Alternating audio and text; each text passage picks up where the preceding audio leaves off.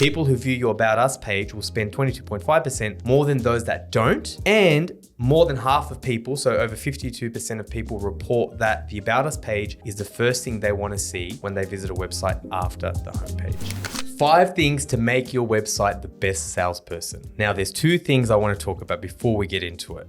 1, if you're a listener of this show, you will notice that I didn't say welcome to Inbound Buzz because my new co-host has told me, Moby, you're really old and should stop doing that. So pretty much told me I was old.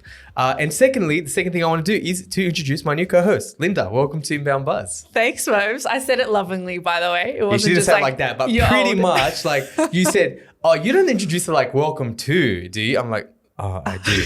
And in my defense, I've been doing this since 2016. So Linda, welcome to the show. We're changing it up. Why don't you tell everyone a little bit, I'll put you on the spot. Why don't you tell everyone a little bit about how we're doing the show now and what the format might be like? Yeah, so we are absolutely mixing it up. For those of you who don't know me, so I am Director of Client Services at Red Pandas. So I'm very much like heavily involved in the marketing function of the business. So we want to keep it absolutely marketing related. That's our goal. But we're going to keep it short and sharp. So like 15 minutes of your time, but we're going to make it really jam-packed and incisive. That's right. So it might go a bit longer because of the little intro here, but absolutely, that's the aim. We are going to aim for 15 minutes. And let's get straight into it. So, Linda, today we are talking about how to make your website the best salesperson. And we want to start with, we have 5 points that we think, honestly, like if you had to distill it into 5, these 5 would make the biggest impact with revenue. Why don't you start with the first one? All right. So first one is story brand. So if you guys haven't read the book Story Brand by Donald Miller, absolutely go and do that. It's a game changer. Absolutely for your website and then across everything else that you do from a marketing perspective. But what StoryBrand does is it aims to rectify 2 really big mistakes that most businesses make when it comes from a messaging point of view. Yeah, absolutely. So one, like we're trying to get consumers to burn too many mental calories. And we will link in the show notes, redpandas.com.au/EP172, an article. So Linda's absolutely right. Read this book, but if you don't, the article will do a really good job. And the second thing is they talk about how great they are. We do this. We're great at this. It's a lot of we, us language. And StoryBrand talks about use like you language. And specifically, and what I'll do, if you are watching the video version, if you're not, you can check out the video version on that same website, redpandas.com.au/EP172. I'm going to share on my screen, and if you're listening along, that's fine, a couple of examples of some solar websites. Now, one is from a company called Arise Solar. They've got a cricketer. I don't know why solar companies do this. Stop doing this. And there's actually no headline. So Linda, you can't see this one right now, but this one's got like no headline on it and save $1,000, blah, blah, blah. Not great. The next one is Beyond Solar, a little bit better. And this is typical websites, Beyond Solar, powering a sustainable future. But I always say, and don't laugh, do this test on your own website. If you're one-liner, so one-liner will be the headline above the fold, in your hero banner as soon as you land on your website. If that is so generic, it could be another business, it's too generic. Compare this against a client of ours, Lenergy. Shout out to Lenergy if you're listening. Empowering you to reduce electricity bills and reach energy independence. Super clear. Really clear. This is what we do. We're going to reduce your bills and reach energy independence. And it's about you. And then it's got 2 call to actions. One's a hard call to action, get a quote. And one is solar calculator. It's a softer call to action, which we'll actually talk about. It's one of our other things later. The final thing I'll talk to really, really quickly, another client of ours, Mavelers, is, again, read the article, read the book. If you look at this page, you are having a conversation with the user. So for example, it's like, do these challenges sound familiar? So Mavelers is an outsourced company. They have staff in India and people can outsource development staff and a whole bunch of stuff. So these guys are talking to their audience, like big brands and agencies and anyone who needs, offshore people. So they're saying, do these challenges sound familiar? Inconsistent workload, rising costs, expertise gap, finding and retaining experts. So we'll leave it there, but the point is to have a conversation with your user, and StoryBrand is really, really good at getting cut through to your persona. The great thing is it covers your entire website, but like Moby just mentioned, that one-liner sits on the hero banner of your homepage. It's your most valuable real estate space on your website. So it's amazing in cutting through the noise in that section. Absolutely. All right. Number 2. Yeah, we'll get on to the second one, About Us. So This is funny. This is the most boring, basic thing that you're probably not doing that could actually attribute a lot of revenue. And when we share these things, we like to share as many stats or at least our examples as possible.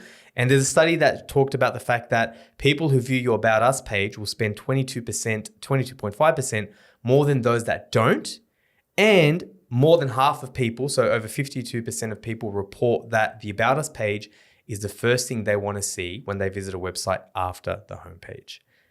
And it makes sense, It makes right? sense. And I can back that up. I was looking at some data just for our clients recently, and I noticed that same thing just before we actually had that chat mobs about this. So Right. I'm seeing that in accounts. It's pretty crazy because you're right. It is something that you think, oh, we don't need to optimize that. It's not that important. But no, it's got really high intent value, that page. It's always an afterthought. It's like, oh, just About Us page, we've got to do it. But I was thinking, when I saw these stats, I'm like, yeah, dude, I do that too. Like when I'm looking for things, I want to see the company, or I want to see the people behind the company.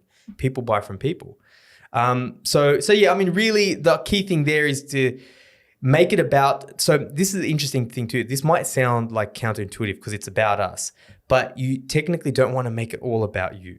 You want to talk about the customer, like what's the story behind the business? Like what problem did you create, or sorry, what problem, when you created the business, what problem did you set to serve out to solve? You know, why did you do that? So it's not just about you, it's about your customers. I love ones with personality. I love ones with funny photos. And the thing that we like doing on our one is we've got our values. I think as well, like people want to buy from people and they want to know who they're going to be working with. So I think your product is one thing, but then they're most likely also going to that page to see, okay, if I'm going to be purchasing from these people, like who am I going to be working with day to day? Exactly. Yeah. Common sense. Yeah. Next one, Linda. What's that one? All right. So next we've got self-selection tools. Now, we're talking about your website being your best salesperson. Just to kind of put that into perspective on like why that's so important, if you guys don't know already, people make 80% of their purchasing decision on the website before they even talk to a salesperson. So you want to be able to have these premium type tools on your website to be able to help them go through that journey alone. Because if you're not helping them do that, someone else is going to do that for you. So that's where self-selection tools, self-assessment tools, those sort of things come into play. And what's the difference between those two? We had a really good analogy earlier. I want to try and draw back to that because it was really, really good. So your self-assessment tool is like a scoring criteria. So let's say you offer conversion rate optimization for a website, right? So how good is your conversion rate on your website currently? We've got one for Taya, a Taya scorecard. Yes, yeah, more relevant. And then you've also got self-selection tools. So this is kind of like self-selection or even kind of synonymous with configuration type tools, but they allow people to be able to design your product or service offering on your website, so configure it for themselves. So a really good example here is a pool. There's so many bits and bobs that you can change and customize the type of pool. So allowing people to be able to create that themselves on your website, that leads them down that buyer's journey that they're already looking to take. Yeah, it reminds me of our Pine Sheds, one of our clients. A shout out to them. Yeah. They've got a great one where you can configure your shed and then you can get a rough indication of pricing. The other thing too that is worth mentioning, everything you said on top of that, you don't want them to leave as well. We're trying to get them, like, how do we actually, like you said, 80% of that, buyer's journey happens before they call. So how can you capture as much of that as possible and empower them in that 80%? So true. It's a good point. Yeah, you don't just want hard, direct call to actions on your website. You don't want to ask someone for their hand in marriage when you haven't even taken them on a first date. So self-selection tools allow you to do that first. We're actually doing really good for time. I don't know if it's you, Linda, or what it is, but normally by now I'm probably up to like minute 25. So the next one is, even though it's on my name, I might actually turn to you for this one. Selling 7. So talk to us about what is Selling 7. I mean, listeners of this show know what the Ask You Answer is, but give a quick, brief summary of what that is.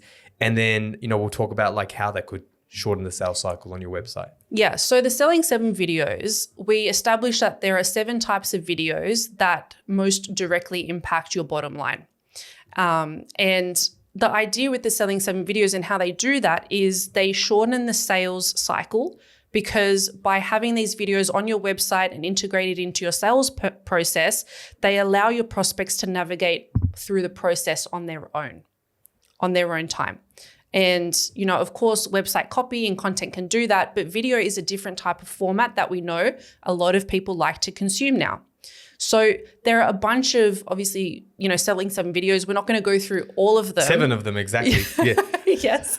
But we've got a few that we think are going to be more impactful than others. Yes. So if you were to start with these, then that would be a good place to start. And I'll get you to start with those. I'll get you to get straight into it. If you want to see, we'll also link that in the show notes as well. redpandas.com.au/EP172, where literally you can go through the 7 videos with plenty of examples from our website. But go ahead, Linda. Okay, so number 1 is product service videos. So these typically sit on your product or service page. They describe what you're offering essentially, but they talk about who is a good fit and who is a bad fit specifically in these videos, which is really, really helpful. Any top questions that you typically get asked when it comes to that product or service should go in that video. Okay, so that's number 1. By the way, guys, there is construction happening right now. I'm just going to pretend like that's not happening in the background, but apologies if you guys can hear that. Number 2, so landing page videos.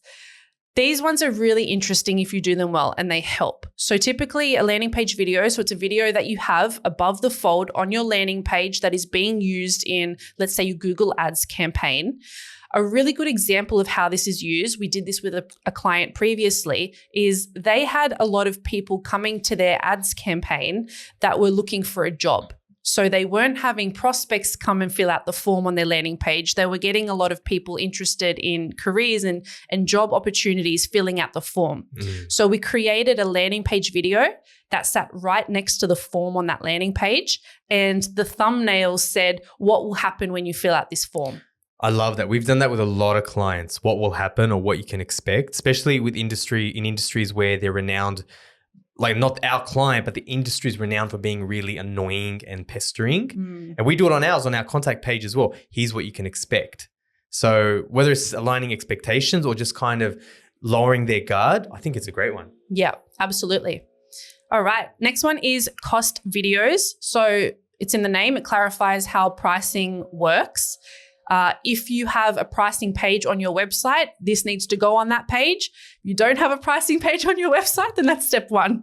100%. All right. Lucky last, customer journey videos. So these are really important, obviously, from a social proof point of view. Ideally, it's your customer. And how are they different from case study videos? That's the key thing I want to ask you. Yeah. So typically with your customer journey video, there's a really specific story arc in mind. So, how were they before they met you guys? What was the current landscape? And then what did life look like with you guys in the picture, supporting them? And then what did life look like after that? So what were the results, the solution?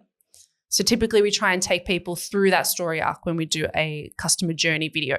Literally depicts the journey that they're on. Yes, I think that's the key thing, because some case study videos do that, and that's okay. I guess they're what you're talking about then, but that story. And I think in that resource, if you're interested, you'll see examples and you'll see exactly what the difference is there. Absolutely. Yeah. Across all of these videos, there are a few things that I'd say as a tip to make sure that you're doing. Number 1 is making sure that your content is short and concise. A lot of people like to elaborate and go on and on and on. Try and keep it short, unbiased and helpful content as well. And be really particular about where you're placing this and making sure that you're telling people what they need to know in that moment. So let's bring this home. This is one where we've left as the 5th one on purpose because it's harder. But like anything in marketing and in life really, like to yield good results, you've got to do something that's a little bit difficult. So it's not difficult, but it's probably harder than the others. And that's heat mapping. And the idea is we want to increase your website conversion rate with heat mapping. So I think we love this one so much that Linda and I were saying we're going to do a whole episode on this sometime very soon. But let's talk about some key things that you've learned. I know you did a big heat mapping project recently. What are some key considerations with heat mapping? Yeah, cool. So with heat mapping, you can use software like Hotjar. You can use Microsoft Clarity. We personally prefer Hotjar. We think it works better. Microsoft Clarity is a bit buggy if you have a few cool things going on with your website. Animations and stuff. Yeah. But I think the big thing with heat mapping, because it feels like such a big thing and you don't know where to start, is you want to try and anchor it towards a model or framework. At Red Pandas, we use the LIFT model. We've personally seen really great results with this, and it helps us be able to put ourselves in the consumer's shoes and objectively look at a website, because we're now looking at specific conversion factors as part of this model. And we can put a screenshot in the podcast here so you guys can look at that model. But there's essentially 6 conversion factors. Number 1 is the value proposition. So that's essentially the mental equation that goes on in a prospect's head when they're deciding whether they want to purchase from you or not. And with that value proposition, there's 5 factors that either promote or inhibit that value prop. So think of the plane in the center, that's your value proposition. And then you have these 5 conversion points around that either lift it up or inhibit it and bring it down. So those 5 factors are urgency, relevance, clarity, and anxiety and distraction. So urgence, relevance, clarity, they're designed to prohibit or lift you up. And then you've got anxiety and distraction, and that takes away from the value prop, which is what we don't want. Absolutely. And the anxiety stuff is, so definitely, again, we'll link that in the show notes as well. It comes from a mob called Wider Funnel. And it, again, like Linda said, it's like this airplane model, but things like people don't think about, like if, an element's not working or a button's not working, it's an anxiety thing. That's drag. That's dragging down. And the model's an airplane that drags that down. So we could probably talk all day about this particular model, and I think we will next time. But the key thing is, how relevant is it? How clear are you? And what value proposition you have. Absolutely. But Linda, I think we did pretty well there. Not too bad. We did amazing for time. If you're used to Red Panda's podcast, well, Inbound Buzz anyway, I think the ladies, so Linda used to be on Marketing Mentors. Yeah, that's pretty good for us. So by the way, I don't know if we've given a shout out to our new podcast as well, Tasha's new one. No, we haven't yet. Yeah, so we broke up the band. Unfortunately, it was really sad. Broke off Tasha and Linda, but Tasha's got a new podcast called HubSpot Mentors, which you guys can check out. Hopefully by the time this show is out, that first episode is out. But Linda, thank you. It was such a pleasure. And we'll join you again for Inbound Buzz. Sounds good. See you guys. Thanks for listening to Inbound Buzz. Learn anything? Return the favor by spreading the word. Want to make your mark in digital? Need help with your digital strategy, inbound, and marketing automation efforts? Then visit redpandas.com.au and be sure to tune in next time for another Inbound Buzz hit.